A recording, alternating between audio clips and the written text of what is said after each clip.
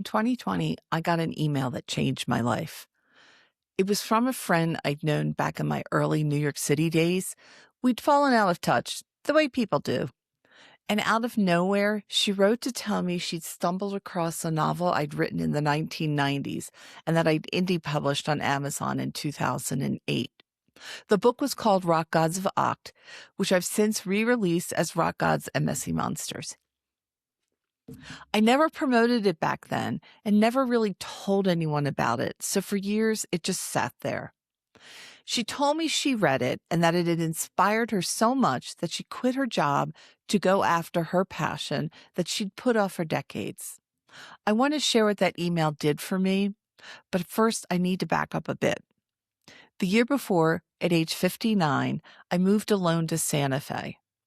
I didn't know anyone here, and I'd spent exactly one night while on a road trip. I knew nothing about the city, the culture, or the land. But I moved here in 2020 because I needed to start over and figure out a new life. Everything I'd built previously had come crashing down around me, and I simply wasn't able to put myself back together in the middle of Manhattan. Well, frankly, I wasn't sure I'd ever be able to put myself back together again at all. When I arrived in Santa Fe, I still had my nonprofit, but I had no funding. I had been doing some consulting work, but it had ended abruptly at the beginning of the year. I had no clue what to do, so I tried to keep my work in sustainable food going and tried to hold on to the life I'd had in New York while I figured out what to do next. I was broken, but I couldn't admit it yet, so I kept pushing myself to exhaustion, but nothing was working out. For example, I was terrified about money and my finances. I didn't have enough to retire. I still don't, if you want to know the truth. And I've grappled most of my life with an almost irrational fear of losing everything and becoming homeless. I've actually heard that that is DNA. I'm Ukrainian, grandparents, great grandparents. I digress.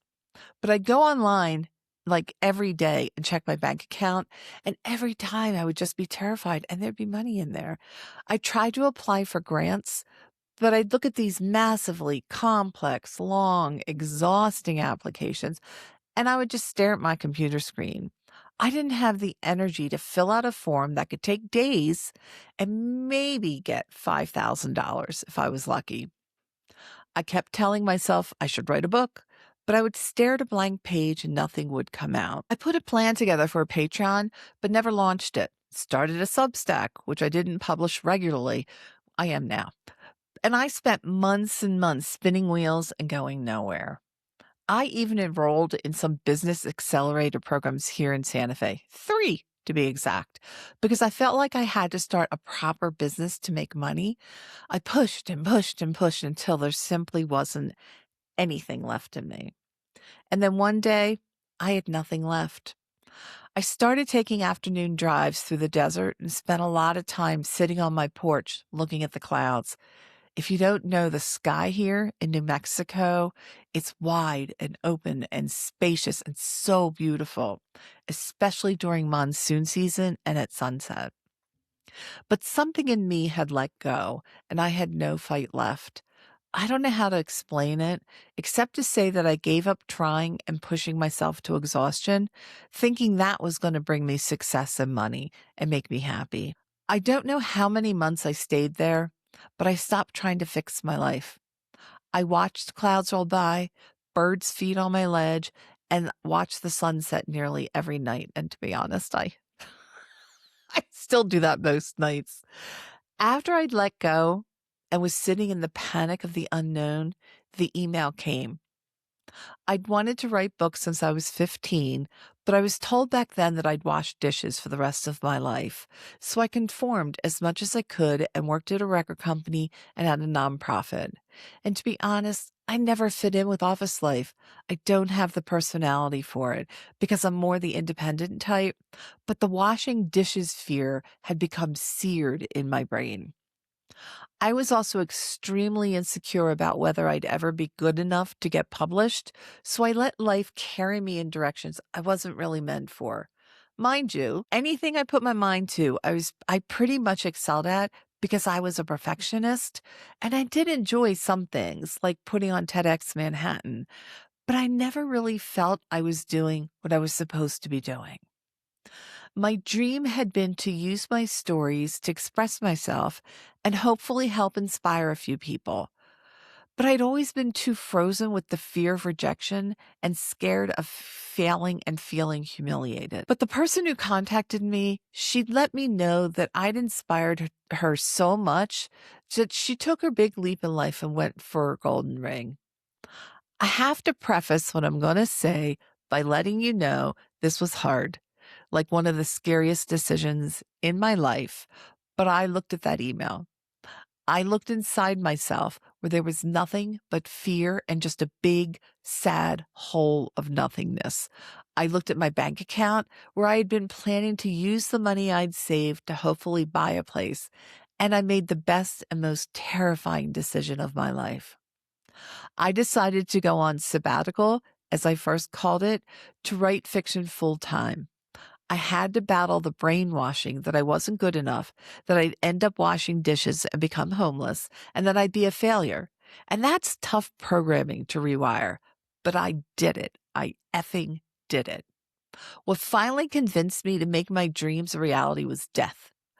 I realized that my fear of being on my deathbed and being furious with myself for not pursuing writing was greater than my fear of ending up homeless. So I decided to spend my savings on a new career, the one I'd always wanted, fiction writing. I removed Rock Gods of Ox from Amazon, edited it, and repackaged it, then re-released the book in 2022 as Rock Gods and Messy Monsters.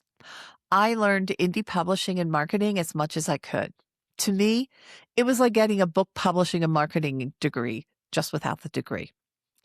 I've published 4 books over the past 5 years. It's a series. It's called Mind Monsters, and it's about a woman on a journey of self-discovery as she learns to recognize the shadow energies running her life both on the inside and out, and then slowly, tenaciously finding her way back to self. Sort of rings true. I thought I was only writing genre-bending satire, funny in parts, wacky and out there in others, but laced with vulnerable truths and social commentary. It's my kind of absurdist fiction. I thought I was making up the world the main character Alex lives in, but it turns out I was doing more. It took me until the 3rd book, The Light of Wounds, to start understanding what had been happening. And this 4th book, The Journey Home, made it clear. Even though elements of the story, like the scene and setting, are fictional, as are the characters from the outside, the novels were documenting my healing journey, both with the words I wrote and with the feelings and emotions that were coming up. They were helping me understand my life. I believe each of us has at least one book inside us. If you find you're compelled to tell a story, no matter how fictional or out there it might be, I'm sure it's the story you most need to hear. It's the one that can lead you home to yourself. Creative work has a kind of intelligence that lives ahead of our conscious minds. It knows what you're ready to understand before you do. And if you're willing to follow that creativity without demanding that it makes sense at first and without trying to control it, it can take you somewhere you couldn't have imagined. I didn't move to Santa Fe knowing any of this. I didn't write Rock Gods of Oct in the 1990s thinking it would reach someone 20-some years later and change their life, and then come back around and change mine. I didn't start Mind Monsters knowing I was writing the thing I most needed to read. None of it made sense in the order it happened. It only makes sense now that I can look back. These 4 books and me sitting here and being vulnerable by sharing this with you, this is the summit of my Mount Everest.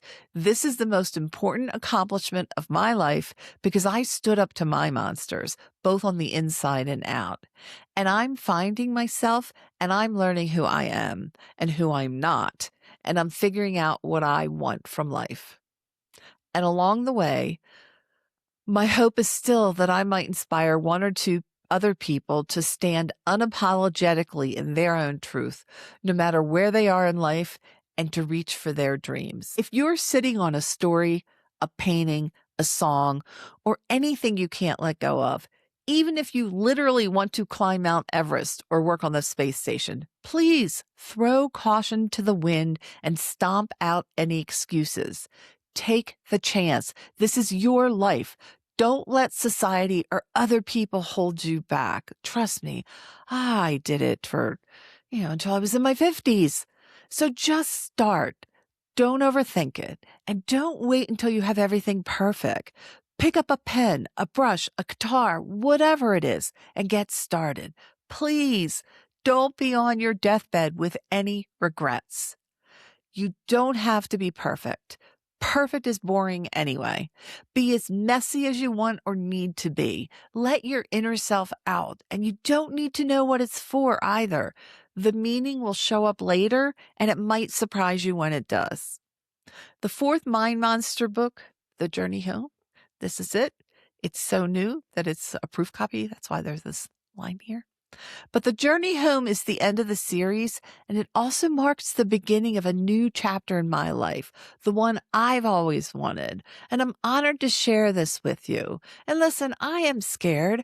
I don't know what's going to happen, but I have never felt so good. I have never been full of so much joy and hope and just, life. So if you're interested, please go to dianehatz.com for more information on how to buy it or any of the books in this series. I also have a free short story prequel that sets up the whole series. There's a link to it on my site, and it's free. So thanks so much for being here. Until next time, be true to you. Just be you. Please go out there. Yes. Thank you.